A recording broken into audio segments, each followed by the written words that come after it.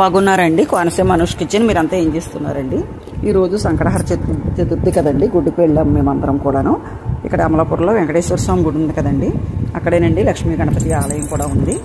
సరస్వతీదేవి, దుర్గమ్మ తల్లి, అమ్మవారు కూడా ఉన్నారండి. అక్కడే హోమం చేస్తారు ఇప్పుడు కూడాను. ఇదిగోనండి, నేను 21 ప్రదక్షిణ చేద్దామని అనుకున్నాను. ఈరోజు మొక్కు తీర్చుకుంటున్నాను. ఎండ అయితే మామూలుగా లేదండి, చాలా ఎక్కువగా ఉంది. ఒకవైపు కాళ్ళు వేడిగా ఎక్కిపోతున్నాయి. అయినా సరే 21 కదా, చాలా తక్కువ కదా అని 108 ప్రదక్షిణలు అయితేనే ఎంత ఎండలో అయినా చేసి దాన్ని ఇంతకుముందు అయితే, ఇప్పుడైతే చేయలేకపోతున్నాను. ఎలాగైనా 21 కదా అని చేస్తానండి. పంచముఖ ఆంజనేయ స్వామి దర్శనం కూడా మీరు అందరూ చేసుకోవచ్చు.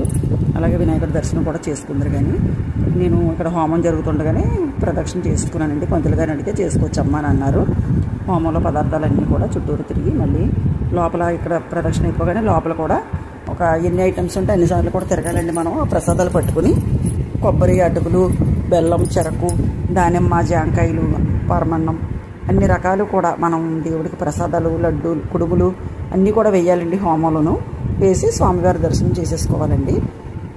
తర్వాత అక్కడ నుండి గురువారం కదండి, బాబా దర్శనం కూడా చేసుకుందామని బాబా గుడికి వచ్చామండి. హోమం అయ్యేటప్పటికి 12 అయిపోయింది. ఇంక 12 గంటలకి బాబా గుడిలో భోజనం చేసేద్దాం దర్శనం చేసుకుని అని బాబావారిని చూడగానే మనసంతా ప్రశాంతంగా అయిపోయింది నాకు. ఎప్పుడు వచ్చినా ఇక్కడ ఎక్కువసేపు నించొని ఉంటాను నేను. నాకు చాలా ఇష్టం. నా బాబా గారు నా దగ్గరే ఉన్నట్టుగా అనిపిస్తుంది. అయితే ఇదిగోండి, ఈ రోజంతా ఇలా జరిగింది. అసలు గుడి అయితే ఖాళీ లేదండి. ఇక్కడ కూడా దర్శనం చేసుకుని భోజనం పాదుకులకు తీసేసుకుని భోజనం చేసి ఇంటికి బయలుదేరామండి. లక్ష్మీ గణపతి హోమం అయితే చాలా బాగుందండి. ఈరోజు వినాయకుడి దర్శనం చేసుకుంటారని వీడియో మీకు షేర్ చేస్తున్నాను. చూసారా? ఈ వీడియో మీకు నచ్చినట్లయితే లైక్ చేయండి, షేర్ చేయండి, సబ్స్క్రైబ్ చేయండి.